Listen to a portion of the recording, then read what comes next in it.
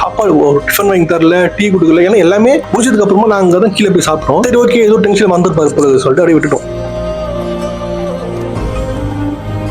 தம்பி இப்படி பண்ணிட்டீங்க, என்ன சார் ஆச்சு அப்படின்னு செக் பவுன்ஸ் ஆயிடுச்சு.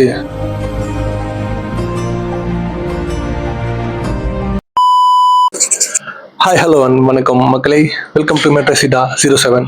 ஸோ இந்த வீடியோ எதுக்கு அப்படின்னு பார்த்தீங்கன்னா, புது டைரக்டர்ஸ் என்ன இருப்பாங்களே, டெபியூட் டைரக்டர்ஸ் யாருன்னா ப்ரொடியூசர்ஸை மீட் பண்ணும்போது நாங்கள் சில தப்பெல்லாம் பண்ணோம். அந்த தப்பை பண்ணி நீங்கள் ஏமாறாதீங்க. நம்மளுக்கு வந்து உதவி பண்ணி தூக்கி விடுறதை விட நம்மளை ஸ்கேம் பண்ணி நம்மளை ஏமாத்துறவங்க தான் ஜாஸ்தி. ஸோ அந்த மாதிரி யாரும் எங்களை மாதிரி ஏமாறக்கூடாது அப்படின்றதுக்காக தான் இந்த வீடியோ. டெபியூட் டைரக்டர்ஸ் யாருன்னா இருந்தீங்கன்னா கண்டிப்பாக இந்த வீடியோ பாருங்க, உங்களுக்கு யூஸ்ஃபுல்லாக இருக்கும். ரொம்ப பேசாம வாங்க வீடியோவில் போகலாம்.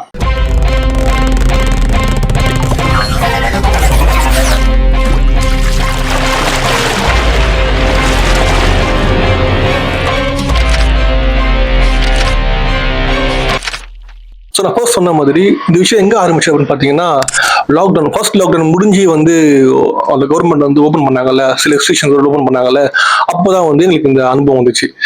ஒரு ப்ரொடியூசர், அவர் யாரும் நான் சொல்லலை, அவர் வந்து என் ஃப்ரெண்ட் பரத் இருக்கார்ல, அவரை கூப்பிட்டு வந்து இந்த மாதிரி நாங்கள் ஒரு படம் பண்ணோம், உங்கள் படம் பார்த்தேன், அதுக்கு மேலே ஒரு படம் பண்ணியிருந்தோம், அந்த படம் பார்த்தா நல்லா இருக்கு, நீங்க வாங்க பேசலாம் அப்படின்னு சொல்லி கூப்பிட்டாரு. ஒரு ப்ரொடியூசர், அவர் வந்து ஒரு ப்ரொடியூசர் அப்படின்னு அப்ரோச் பண்ணாரு. நாங்க வந்து விசாரிக்கும் போது எஸ், அவர் வந்து ஆல்ரெடி ஒரு படம் ஒன்று பண்ணியிருக்காரு, பட் அந்த படம் ரிலீஸ் ஆகல அப்படிங்கிற மாதிரி தெரிஞ்சு. ரொம்ப ஸ்டுடியோ வச்சிருக்காரு, எல்லாமே வச்சிருக்காரு. அதுக்கு வந்து நாங்க சொன்ன பட்ஜெட்டும் வந்து ஓகே ஆயிடுச்சு, நீங்க வாங்க அப்படின்னு கூப்பிட்டாங்க. ஒரு ஆசை இருக்கும்ல, ஃபர்ஸ்ட் வந்து நாங்க வந்து ஒரு படம் பண்ண போறோம் அப்படின்னு ஒரு ஆசை ஒன்று இருக்கும்ல.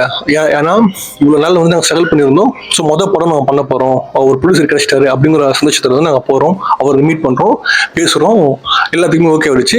நான் கதை சொல்றோம், கதையில வந்து சில கரெக்ஷன் சொல்றாரு, இதெல்லாம் ஆட் பண்ணுங்க அப்படின்றாரு. எல்லாமே ஓகே பண்ணிட்டு ஆல்மோஸ்ட் எல்லாமே ரெடி ஆயிடுச்சு. அவங்க கேஸ்ட் அண்ட் க்ரூ எல்லாமே ரெடி பண்ணிட்டு நாங்க வந்து படத்துக்கு வந்து ரொம்ப முக்கியமான விஷயம் யாருன்னு பாத்தீங்கன்னா லிரிக் ரைட்டர். ஏன்னா வந்து அது 2-3 சாங் இருக்கு, அந்த சாங் வந்து முக்கியமான சாங். அதுக்காக வந்து ஒரு பெரிய லிரிசிஸ்ட் யாரா இருந்தா வந்து அவங்களை வந்து நம்ம பார்த்து அப்ரோச் பண்ணலாம் அப்படிங்கிற மாதிரி நாங்கள் பிளான் பண்ணியிருந்தோம். ஸோ அந்த மாதிரி நாங்கள் தேடி போன ஒரு லிரிசிஸ்ட் யாருன்னு பார்த்தீங்கன்னா, அவர் ஒரு பெரிய லிரிக்ஸ் ரைட்டர். அவர் யாரும் நான் சொல்ல விரும்பல, நிறைய ஹிட் பாடல்கள்லாம் கொடுத்துருக்காரு.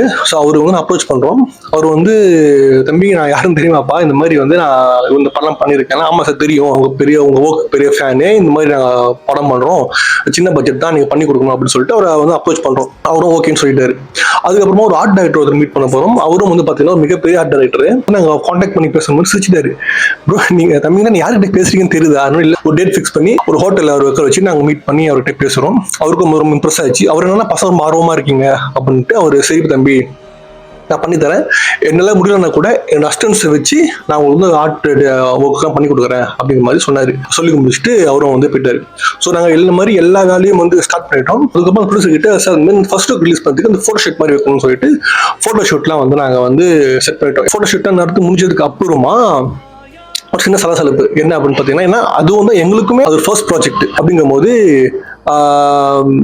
அங்க வந்து சரியா வந்து எங்களுக்கு டீ அரேஞ்ச் பண்ணல, ஒரு தண்ணி பாட்டில் கொடுக்கல, எதுவுமே கொடுக்கல. அப்படிங்கும் போது நாங்க அந்த ஒர்க்ல எல்லாமே ஒர்க் பண்ணிட்டு போயிட்டோம். அதுக்கப்புறமா நினைச்சு பார்க்கும்போது நாங்க டிஸ்கஸ் பண்ணிருக்கோம், ஆமாடா இந்த அவரு ப்ரொடியூசர் தானே, ஒரு டீ கூட கொடுக்கலையே, ஒரு சாப்பாடு ஒரு டிஃபன் வாங்கி தரல, டீ கொடுக்கல. ஏன்னா எல்லாமே முடிச்சதுக்கு அப்புறமா நாங்க தான் கீழே போய் சாப்பிட்டோம்.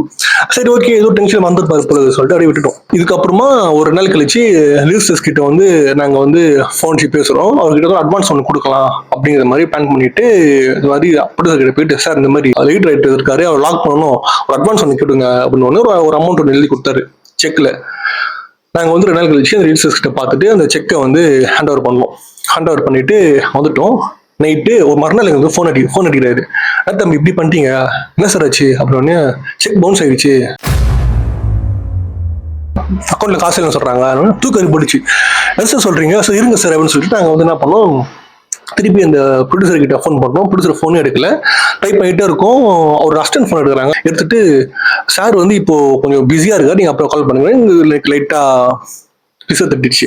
ஏன்னா இது எப்பவுமே ஃபோன் அடிச்சா இவர் தான் எடுப்பாரு, இப்போ நான் வந்து வேற யாரும் எடுத்து இந்த மாதிரி பிஸியா இருக்காரு, என்ன கதை இது ஒன்றும் புரியலையே அப்படிங்கிற மாதிரி நாங்கள் கால் பிக் பண்ணவே இல்லை. அவர் வந்து என்னன்னா நாங்கள் கூட சொல்லிட்டோம், மறுநாள் ஊருக்கு போகிற தம்பி நீங்கள் கேஷ் கொடுங்க அப்படின்னும் போது இப்போ அவர் ஊருக்கு போறாரு. ஸோ ஒரு பேட் இம்ப்ரெஷன் வரும்ல, அது என்ன பண்ணுவோம், அதில் என்ன பண்ணுவோம், பரத் வந்து கொஞ்சம் கேஷ் ரெடி பண்ணி நாங்கள் அந்த அமௌண்ட் வந்து நாங்கள் அந்த ரிவ்யூஸ் போட்டு விட்டுட்டு, சார் மன்னிச்சுக்கோங்க, இது வந்து இந்த ப்ரொடியூசர்ஸ் என்ன பிரச்சனைன்னு தெரியல, இதை வந்து ஒரு அட்வான்ஸ் பண்ண நீங்க வச்சுக்கோங்க, ஒருவேளை இந்த ப்ராஜெக்ட் வந்து டேக் ஆஃப் ஆகனா கூட ஃபியூச்சர்ல நீங்க ஒர்க் பண்ணி கொடுங்க அப்படிங்கிற மாதிரி பேசி அவர்கிட்ட நாங்க கொடுத்துட்டோம். அவர் வேணாம் தான் சொன்னாரு. பட் இருந்தாலும் இல்ல சார், ஒரு டைம் எல்லாம் வேஸ்ட், நீங்க வச்சுக்கோங்க சொல்லிட்டு அந்த மணியை கொடுத்துட்டு நாங்க வந்துட்டோம்.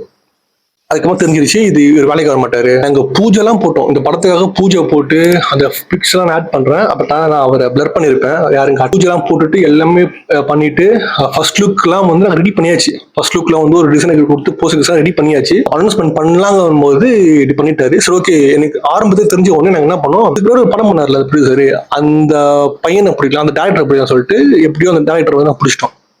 அப்புறம் பார்த்தா அந்த டேரக்டர் வந்து புலம்புறாப்ல, ப்ரோ இல்ல ப்ரோ இந்த மாதிரி வந்து இது பண்ணிட்டாரு ப்ரோ, அவருக்கு வந்து ஒரு வேலை வந்து காமிச்சிட்டு இருக்காரு, வருது இது சரியா தெரியல, நம்ம வந்து இதை அப்படி ஆஃப் பண்ணிக்கலாம்னு சொல்லிட்டு அந்த ப்ராஜெக்ட் ஆஃப் பண்ணிட்டோம். அதுக்கப்புறம் மறுநாள் வந்து எங்கிட்ட லைனுக்கு வந்தாரு. பட் வந்து நாங்க வந்து இல்ல சார், இல்ல சரியா வராது, முடிச்சுக்கலாம் அப்படின்னு சொல்லிட்டு நாங்க வந்து அந்த ப்ராஜெக்ட் வந்து ட்ராப் பண்ணிட்டோம். இந்த விஷயத்த நான் எதுக்கு சொல்றேன் அப்படின்னா, நான் நிறைய யங் டேரக்டர்ஸ் இருக்காங்கல்ல, யங் டேரக்டர்ஸ், டெபியூட் டேரக்டர்ஸ் எல்லாருமே வந்து ஒரு படம் பண்றாங்க. ஃபர்ஸ்ட் ஒரு படம் பண்ணும்போது அவங்களுக்கு ஆப்பர்ச்சுனிட்டி வரும்போது அவங்களுக்கு வந்து அவ்வளோ ஒரு சந்தோஷமா இருக்கும், நம்ம லைஃபே மாற போகுது இந்த ஒரு படத்துல இல்லை அப்படின்னு சொல்லிட்டு எல்லாருக்கும் ஒரு ட்ரீம் இருக்கும்ல.